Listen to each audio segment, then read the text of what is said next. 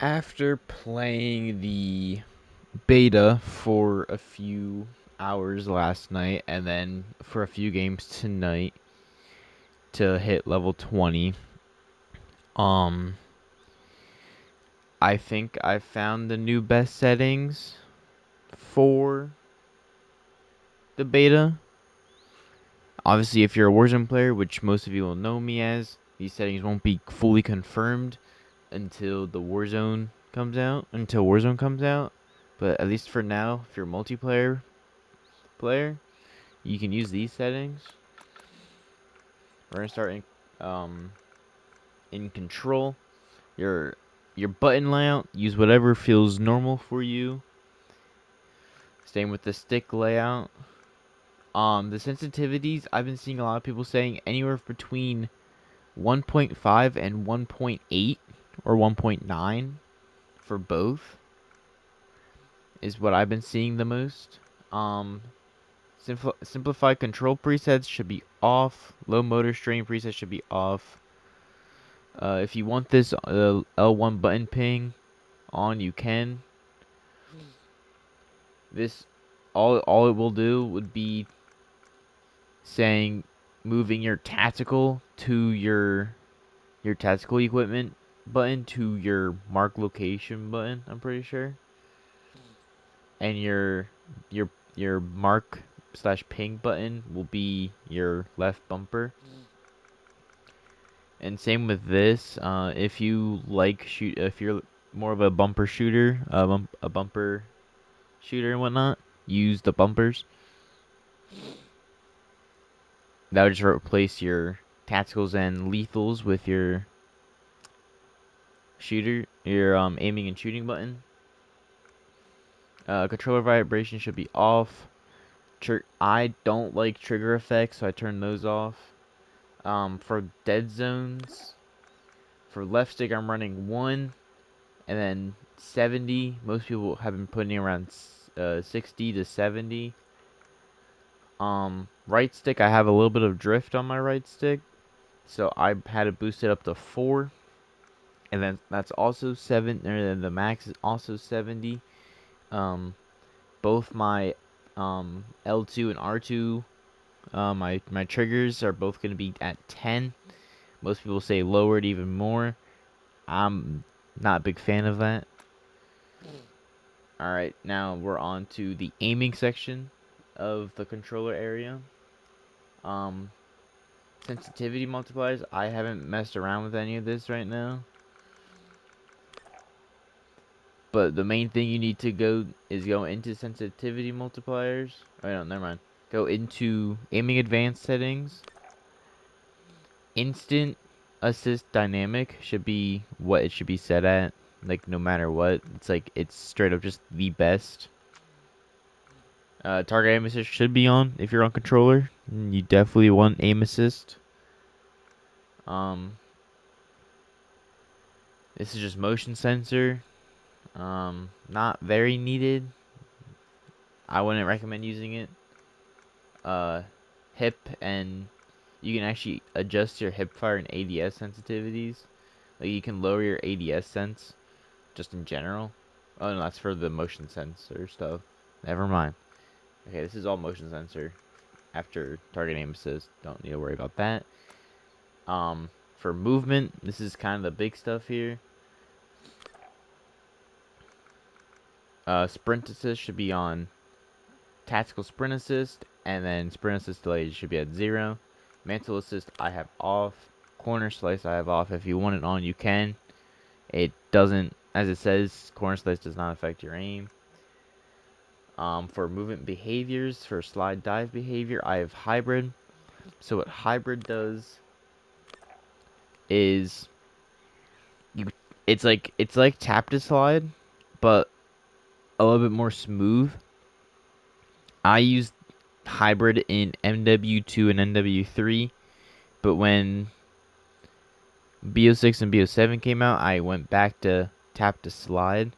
The reason why you'll see a lot of people using hybrid is that for one, it is tap to slide, and all you need to do to dive, which I feel diving might be kind of useful in this game, instead of having to hold your slide button to dive, you push down on your sprint button. Oh, don't do that. Your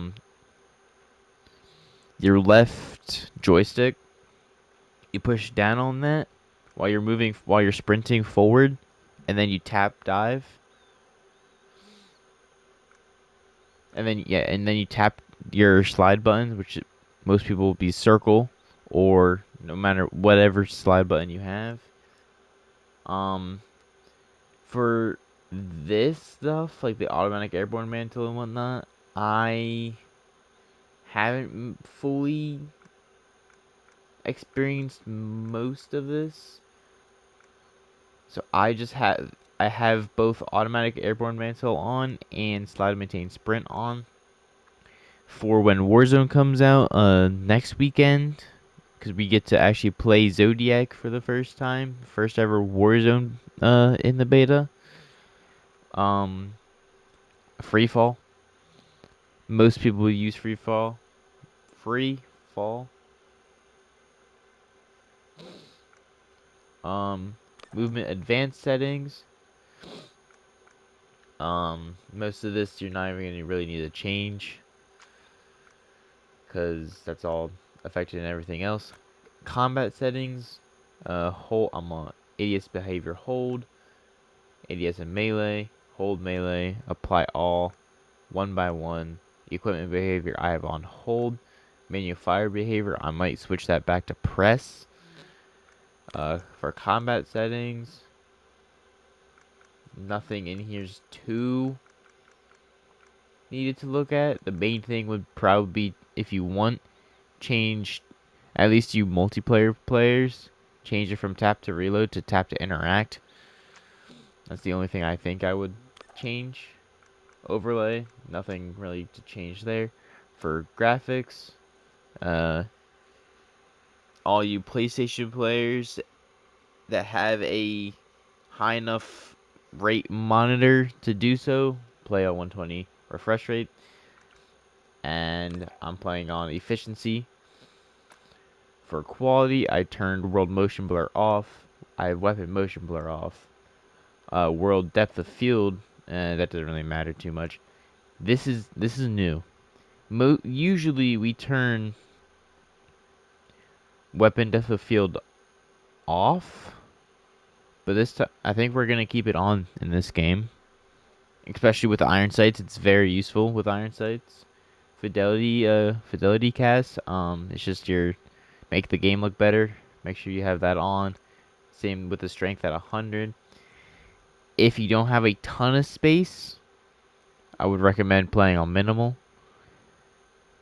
But since I have a little bit more space on my PlayStation, I'm playing on optimize to make it look even better. For view, anywhere between 110 and 120.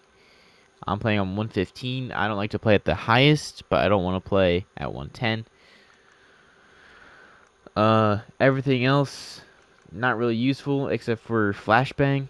Um, I like inverted flashbang because when I'm playing late at night, I don't want to be getting flashbang myself. So I play. So whenever I get flashbang, my screen goes black instead of white. Yeah. For audio, this is all fairly typical. Master game volume at 1 at max. Gameplay music you want at 0. Dialogue you want at 20. So all the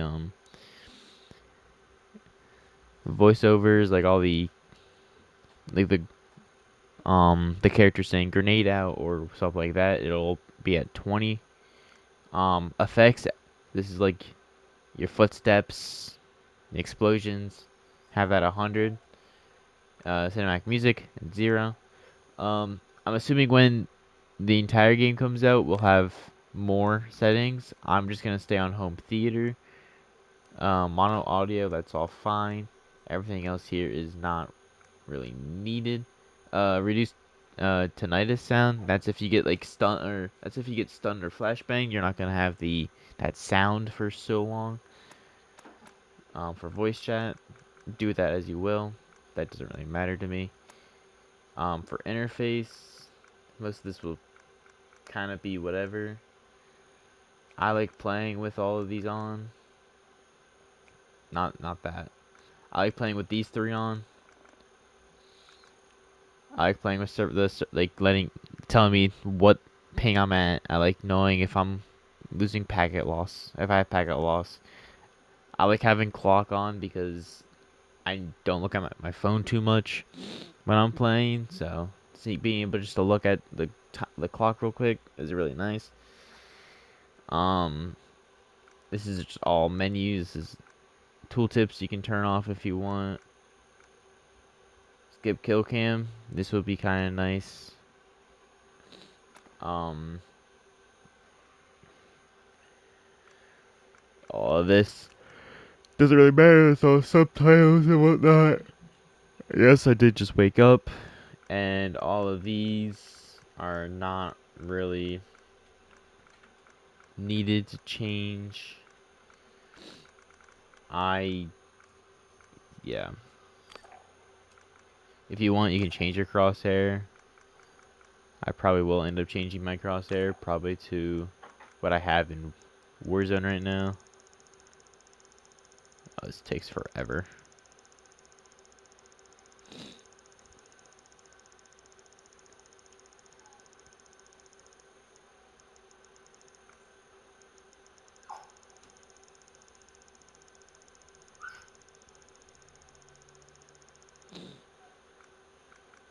There we go. I like having this light blue for mine because, well, I'm not going to always be looking up in the sky, so it's not like I'm going to be losing track of where my center is. And as of right now, there's no, like, bright characters that can really stand out. So having these crosshair colors are nice. And, well, I think that's about it. If you have any questions, feel free to drop them in the comments. And yeah, that'll be the video for the day.